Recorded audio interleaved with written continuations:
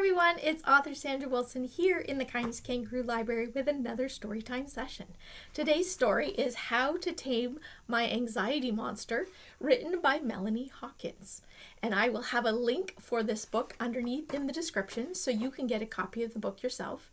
And at the end of the video, we're going to talk about how this book can inspire a story of our own. Are you all ready? Here we go. How to Tame My Anxiety Monster. Do you want to know a secret? There's a monster that likes to visit me that only I can see. Sometimes he feels big and scary. Sometimes he likes to visit me when I'm scared or worried, or sometimes when I'm happy or just playing. I don't always like when he visits me. Sometimes he feels big and scary. Sometimes he makes me feel tired and it's hard to concentrate. Sometimes it's hard to sleep. I feel restless when he's around and often feel angry. Sometimes my heart beats faster and I might start shaking, sweating, or my tummy may hurt. I might also feel dizzy too, or like I can't breathe. I don't like this at all. I decided to talk to my parents about it. I thought they wouldn't believe me. But they did. Mom has a monster that visits her, too. Her monster is just like mine. She told me some things about her monster. Our monsters are very similar.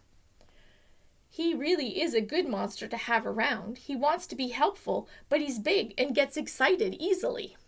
He doesn't always know how to behave, just like a new puppy. I just need to learn to train him. When I talk about my monster to someone else that understands, it feels good. There are some tricks that I can teach him so that he will learn to behave. Do you want to know my monster's name?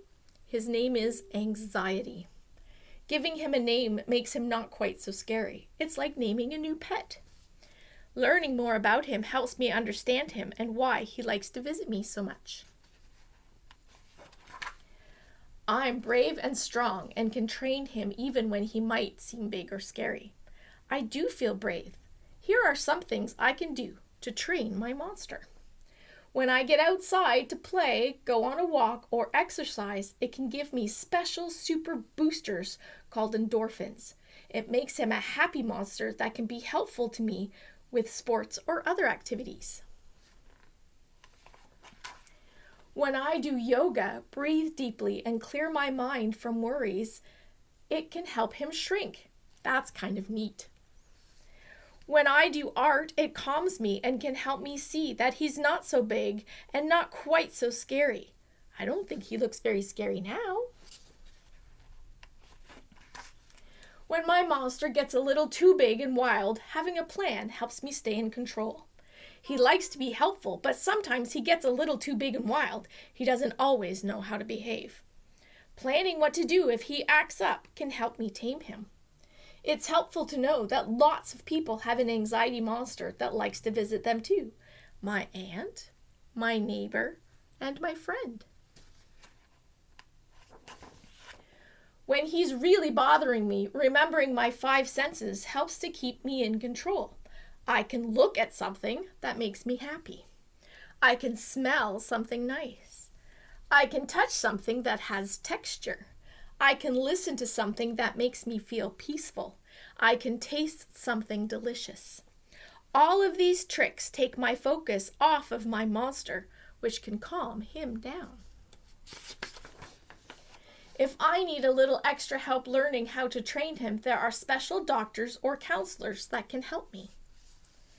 My monster likes to visit me because I have a very big, kind, caring heart that feels emotions very deeply. And this is a really good thing. He really does want me to feel all of my special feelings. He can be really helpful when I'm playing sports or if I have to talk in front of the class. He can even be helpful if I have a big test to study for. He loves to do scary fun things with me, like go for a ride on a roller coaster. I am stronger than my monster. Even with him around, I can still do all of the things I need to do. I don't think he'll be a problem anymore, but if he is, I know how to tame my anxiety monster. The end. So that's a really cool story. And what I like at the very front of the book, it has this page called My Anxiety Monster. And it says, I am stronger than my anxiety. I am in control. I can make a plan. I can talk it out with someone that understands. I know how to do hard things. I can get through this. My anxiety is only a small part of who I am. My anxiety does not define me. And here's a space to draw your very own anxiety monster. So that is our inspiration for our story of our own. Draw the monster, if it's an anxiety monster or any other monster that sort of takes over your head, kind of gives you some scares. Maybe it's a nightmare monster, things like that. So draw your monster and then put your monster in a story that shows how you can tame your monster. So when your monster takes over and creates these problems, what can you do to make yourself feel better or to make that monster calm down, make him seem smaller, just like the examples in this book, but maybe things that you do already, that you already know how to do to help you with some of those big feelings that tend to take over. Feelings are really important, but sometimes the big feelings take over and it makes it hard for us to do the things we're trying to do because of that. So when those big feelings take over, when that monster is a little too big and scary, what can you do to help yourself to make that, to tame that monster? And I think that would make a really fun story of you versus the monster.